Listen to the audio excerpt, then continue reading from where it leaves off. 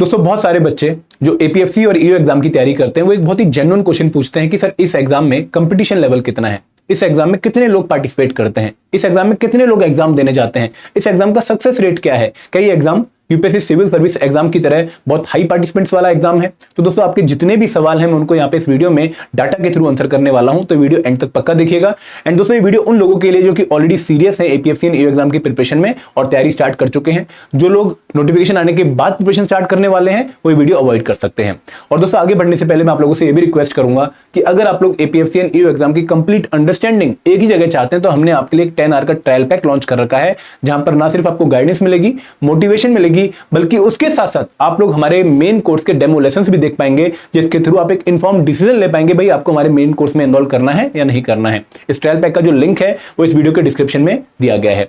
दोस्तों अब स्टार्ट करते हैं हमारा आज का टॉपिक कि भाई कंपटीशन लेवल कितना है एपीएफसी एंड ईओ एग्जाम में। एंड दोस्तों जब हम कंपटीशन लेवल की बात करते हैं तो हमें कुछ नंबर्स को देखना होता है कि भाई कितने लोग इस एग्जाम के लिए फॉर्म फिल कर रहे हैं और कितने लोग एक्चुअल में एग्जाम देने जा रहे हैं और कितनी सीटों के लिए कंपटीशन हो रहा है। तो अगर मैं एपीएफसी एग्जाम की बात करूं तो यहां पर 2023 को हम पहले रेफरेंस मान के चलते हैं, जो कि लास्ट ईयर एग्जाम था। 2023 में जब हम पार्टिसिपेंट्स की बात करते हैं भाई कितने लोगों ने फॉर्म फिल किया एग्जाम का, तो दोस्तों ये नंबर बहुत ज्यादा है, लगभग 10,47,342 10,47,342 लोगों ने फॉर्म फिल किया for the post of APFC, which is quite high and almost similar to that of UPSC civil service examination. अब दोस्तों इनमें से कितने लोग एग्जाम देने पहुंचे वो लोग आपको जो है समझने पड़ेंगे। और यहां पर हमारे पास अगला एक कर्व आएगा कि 3,59,553 लोगों ने, लगभग 3,59,000 लोगों ने एक्चुअली एग्जाम में पार्टिसिपेट किया, एग्जाम सेंटर पहुंचे पेपर देने के लिए।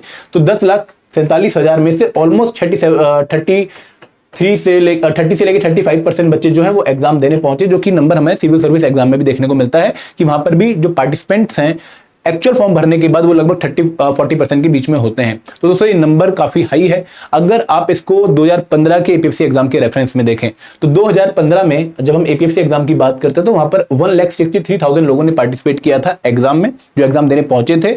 और इस टाइम ये नंबर मोर देन डबल हो चुका है। तो यहां पर आप अंदाजा लगा सकते हैं भाई कंपटीशन लेवल बढ़ रहा है कम हो रहा है। आपको बहुत क्लियरली दिख रहा होगा भाई कंपटीशन लेवल बढ़ रहा है क्योंकि नंबर ऑफ पार्टिसिपेंट्स इंक्रीज कर रहे हैं, क्योंकि कहीं ना कहीं जब नंबर ऑफ पार्टिसिपेंट इंक्रीज करते हैं तो हमें एग्जाम में मोर कंपटीशन देखने को मिलता है। एंड दोस्तों अगर आप इस पर्टिकुलर चीज को कंपेयर करेंगे विद द वैकेंसीज आल्सो, जो कि बहुत ही जेन्युइन एक कंपैरिजन होगा कि भाई नंबर ऑफ एप्लीकेंट्स बढ़ रहे हैं, बहुत बढ़िया, बट क्या इसके पैरेलल नंबर ऑफ वैकेंसीज बढ़ रही हैं? तो दोस्तों यहां पर आपके सामने एक और कर्व है। 2015 में 170 एपीएफसी पोस्ट के लिए एग्जाम कंडक्ट हुआ था। 2023 में वैकेंसीज 159 रह गई थी, कम वैकेंसीज आई थी। और इस बार जो नंबर ऑफ वैकेंसीज आ रही है जिनके लिए रिक्वेस्ट ईपीएफओ ने सेंड कर दिया यूपीएससी को, वो है 74 वैकेंसीज। तो यहां पर नंबर ऑफ वैकेंसीज जो है वो कॉन्स्टेंटली आप लोगों को डाउनवर्ड डायरेक्शन में देखने को मिल रहे हैं, रिड्यूस देखने को मिल रही है।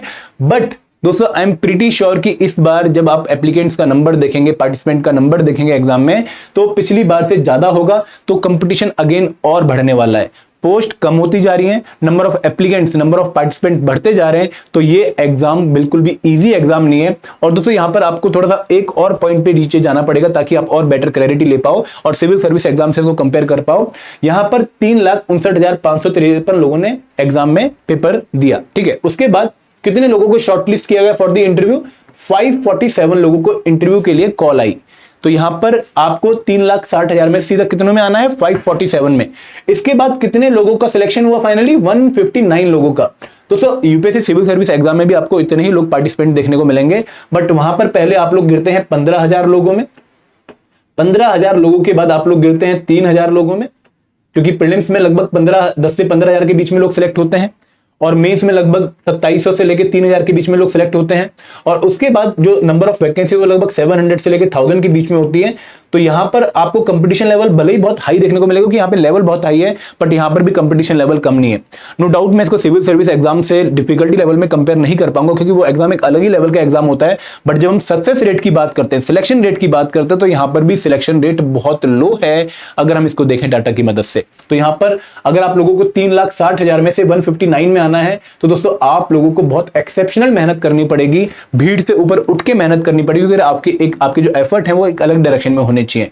तो यहां से आप एक आइडिया लगा सकते हैं भाई कितनी मेहनत आप लोगों को करनी है इन 74 में अपना नंबर डालने के लिए।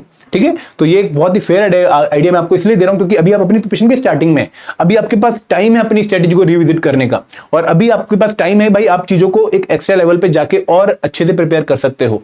तो ये नंबर आप लोगों को मोटिवेट करने के लिए, बिल्कुल भी डिमोटिवेट करना मैं नहीं चाहता हूं, मोटिवेट करना चाहता हूं कि भाई देख लो कि आपके लिए कितना कंपटीशन आगे होने वाला है।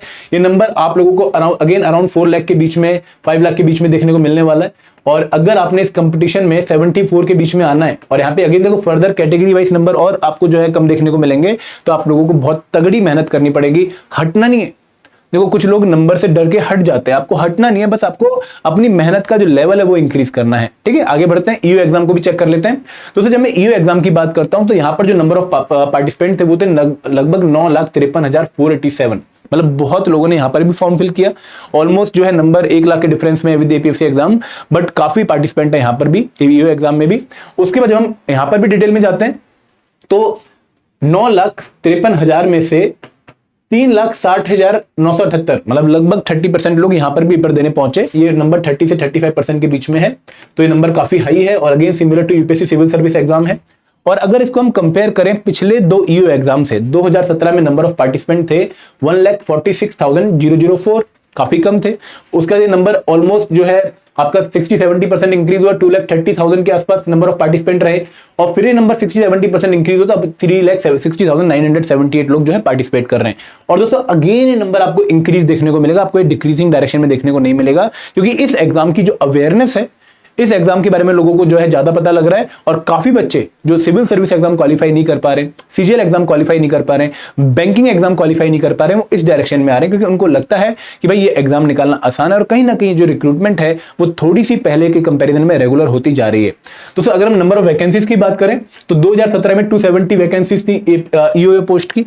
फिर 2021 में तो बंपर नंबर आया 421 का, और लोगों के लिए काफी अच्छा मौका ही बना।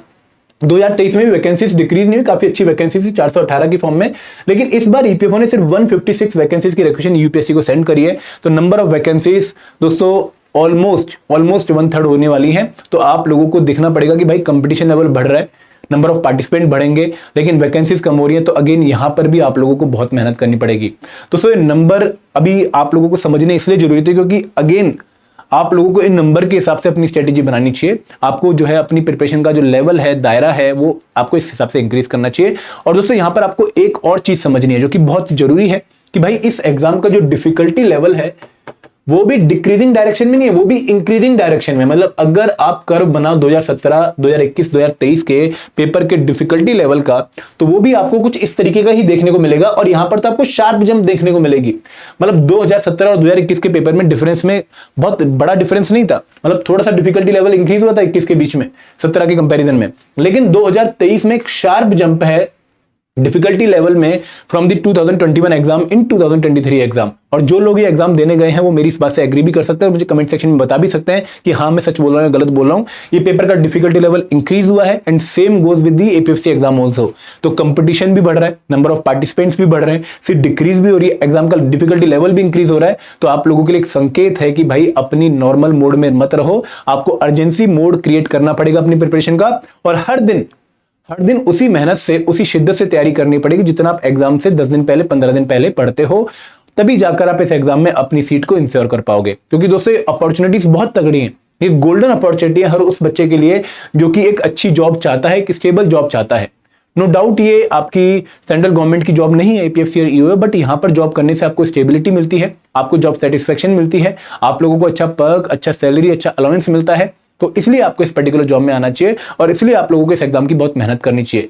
कुछ लोग जो कमजोर दिल वाले होंगे वो शायद आज प्रिपरेशन से हट जाएंगे, बट जो लोग मजबूत दिल वाले हैं वो कमेंट सेक्शन में मुझे पक्का बताएंगे कि sir I am ready for this exam. I want everyone to comment in the section, comment in the comment section of this particular video कि सर वैकेंसीज कितनी भी क्यों ना हो, I am ready for this exam and I will prepare hard. क्योंकि दोस्तों आप लोगों को मोटिवेशन इंटरनली जनरेट करनी पड़ेगी, आप लोग किसी मेंटर के भरोसे नहीं रह सकते, तभी जाकर आप इस एग्जाम की उस आग से प्रिपरेशन कर पाओगे जो इस एग्जाम को क्वालिफाई करने के लिए जरूरी है।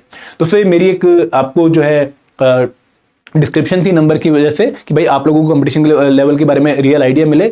अगर आप इस एग्जाम की प्रिपरेशन ऑलरेडी कर रहे हो सेल्फ स्टडी मोड से, बहुत बढ़िया, सेल्फ स्टडी से भी इस एग्जाम को क्वालिफाई कर सकते हो, कोई ऐसी दिक्कत वाली बात नहीं है। बट अगर आप कोर्स के थ्रू प्रिपेयर करना चाहते हो और अब तक किसी कोर्स में एनरोल नहीं हुए तो दोस्तों आप लोग हमारे 3 कोर्सेज में एनरोल कर सकते हो। ये पहला कोर्स है मास्टर कोर्स, जो कि उस बच्चे के लिए जिसने अभी प्रिपरेशन स्टार्ट करी और जो चाहता है कि भाई हर एक कंपोनेंट का एक ही जगह पे सॉल्यूशन मिल जाए।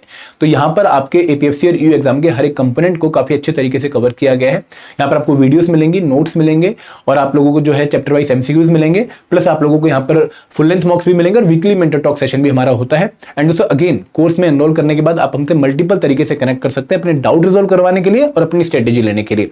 ये जो कोर्स है टेस्ट सीरीज प्लस, ये उन बच्चों के लिए जो कि यूपीएससी एग्जाम की तैयारी कर रहे हैं, जिनका जीएस एंड क्यूआरई ऑलरेडी प्रिपेयर्ड है, जो इनको सिर्फ प्रैक्टिस एमसीक्यूज चाहिए, बट बाकी जो कंपोनेंट्स है स्पेशल जैसे accountancy, auditing, IR and labour law, social security, उनका यहाँ पे आपको कंप्लीट कोर्स मिल जाएगा।